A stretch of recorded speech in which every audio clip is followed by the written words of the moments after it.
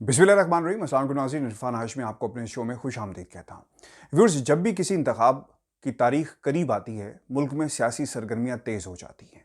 जब से सेनेट इंतखाबात की तारीख करीब आ रही है, मुल्क के अंदर सियासी सरगर्मियाँ ना सिर्फ तेज़ हो गई हैं, बल्कि वो तमाम जमातें जो इस्तीफ़ों की बात कर रही थी और कहती थी कि 400 इस्तीफ़े इनके मुँह पर मारें और दोबारा मुल्क में इलेक्शन करवाए जाएँ, अब उनकी जमातों में सियासी पंडितों ने बैठ के कैलकुलेशन की कि अगर मैदान खाली छोड़ा गया तो पाकिस्तान तहरीक इंसाफ सेनेट में भी मज़ीद मजबूत हो जाएगी, लिहाजा इलेक्शन में भरपूर हिस्सा लेना चाहिए। और अब जो हालिया तकरीरें हुई गढ़ी खुदाबख्श के अंदर, आपको इस्तीफ़ों की बात किसी जमात ने नहीं की। इसकी बुनियादी वजह सेनेट के इंतखाबात हैं, जिसमें अभी तमाम जमातें हिस्सा लेने जा रही हैं।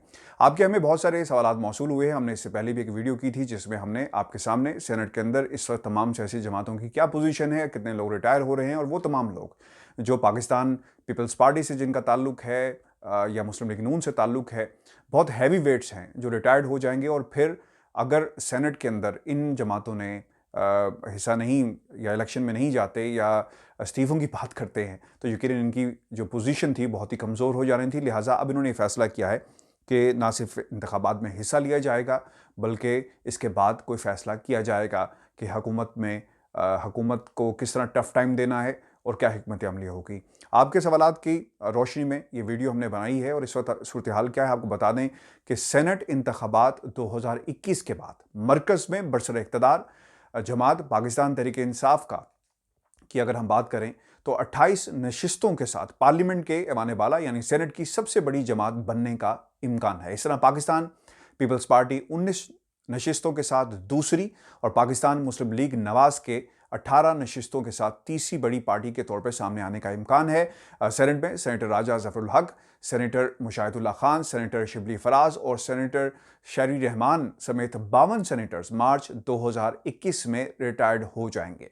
सेनेट में बलोचिस्तान अवामी पार्टी का 12 नशिस्तों के साथ चौथी बड़ी पार्टी बनने का इम्कान है। सेनेटर्स के रिटायर्ड होने के बाद जमीयत उलमा इस्लाम पाकिस्तान की 5 और मुत्तहिदा कौमी मूवमेंट पाकिस्तान की 3 नशिस्तें होने का इम्कान है। सेनेटर्स के रिटायरमेंट के बाद अवामी नेशनल पार्टी और पख्तूनख्वा मिली अवामी पार्टी की 2-2 नशिस्तें रह जाएंगी। सिंध से हुकूमती इत्तेहाद ग्रैंड डेमोक्रेटिक अलायंस की 2 और बलोचिस्तान नेशनल पार्टी मैंगल की भी 2 नशिस्तें होंगी, जबकि पाकिस्तान मुस्लिम लीग काफ लीग को भी 2 नशिस्तें मिलने का इम्कान है, जो कि ऑब्वियसली पाकिस्तान तहरीक इंसाफ के अरकान की मदद से ही मुमकिन हो सकेगा।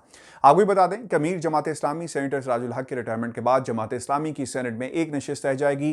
खैबर पख्तूनख्वा में जन्म होने के बाद फाटा के हिस्से में कोई नशिस्त नहीं आएगी। फाटा की 4 नशिस्तों पर इंतखाब ना होने के बाइस ऐवान की जो कुल नशिस्तें हैं उसमें उनकी तादाद 100 रह जाएगी, जिसमें से हुकूमती इत्तेहाद के पास 49 सीटें जबकि अपोजिशन के पास 51 सीटें आने का जो है वो इम्कान है। सेनेट के 11 मार्च को 52 सेनेटर्स रिटायर हो जाएंगे। सिंध और पंजाब से 11-11 और खैबर पख्तूनख्वा और बलोचिस्तान से 12-12 सेनेटर्स रिटायर्ड हो जाएंगे।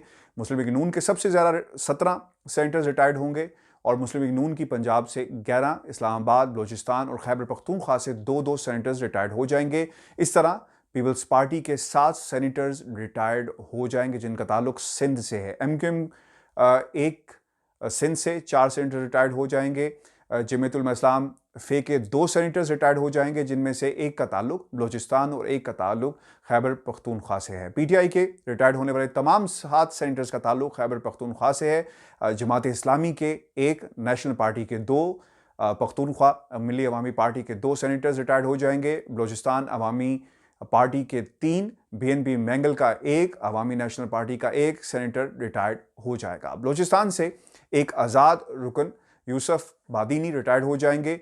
फाटा से 4 आज़ाद अरकान औरंगज़ेब औरकज़ई, मोमिन आफरीदी, साजिद तूरी और ताज आफरीदी रिटायर्ड हो जाएंगे। और इस्लामाबाद से 2 सेनेटर्स राहिला मक्सी और याकूब नासिर रिटायर्ड हो जाएंगे। मुस्लिम लीग नून के क्योंकि बहुत इस वक्त पाकिस्तान डेमोक्रेटिक मूवमेंट को ये खींच रही है, चला रही है, तो उनके राजा ज़फ़रुल हक, मुशाहिदुल्लाह खान, परवेज़ रशीद, याकूब खान, नासिर, राहिला मक्सी, आगा शाहज़ेब दुरानी, आयशा रज़ा फ़ारूक, चौधरी तनवीर, असद फ़ारूक, चौधरी तनवीर के बाद गौस नियाज़ी, कलसूम परवीन, सलाहुद्दीन तिरमिज़ी, अब्दुल क़य्यूम, जावेद अब्बासी, नजमा हमीद, प्रोफेसर साजिद मीर और सलीम ज़िया रिटायर्ड हो जाएंगे। और यही सूरत हाल इस वक्त पाकिस्तान पीपल्स पार्टी में है, जहाँ पे बहुत हैवी वेट्स जो हैं रिटायर्ड हो जाएंगे, जिसमें रहमान मलिक हैं, फ़ारूक नाइक हैं और इसके अलावा इस्लामुद्दीन शेख, सलीम मांडीवाला इसमें शामिल हैं।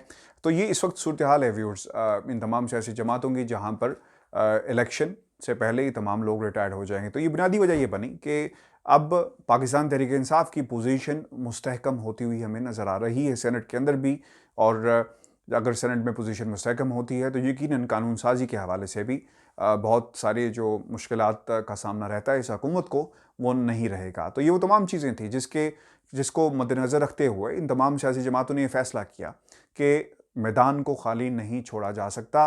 और अब आपको मुख्तलिफ सोर्सेज के ज़रिए ये बातें फैलाई जा रही हैं, कन्फर्म की जा रही हैं, जिसमें कहा जा रहा है इवन कि मुस्लिम लीग नून की तरफ से भी कि सेनेट के इलेक्शन में हिस्सा लिया जाए और मैदान को खाली नहीं छोड़ा जाए। आज जो तकरीरें की गई गड़ी खुदा बख्श में बहुत ही इंपॉर्टेंट है कि इस पर थोड़ी थोड़ी बात की जाए। ज़्यादा इसलिए नहीं क्योंकि इन तकारीर के अंदर सिर्फ आपको मुल्क दुश्मन और अवाम दुश्मन बातें मिलेंगी, इसके अलावा और कुछ नहीं होगा। बल्कि कोशिश ये की जाती है कि किस तरह इक़्तिदार तक पहुंचा जा सके, कुर्सी पर किस तरह बैठना है।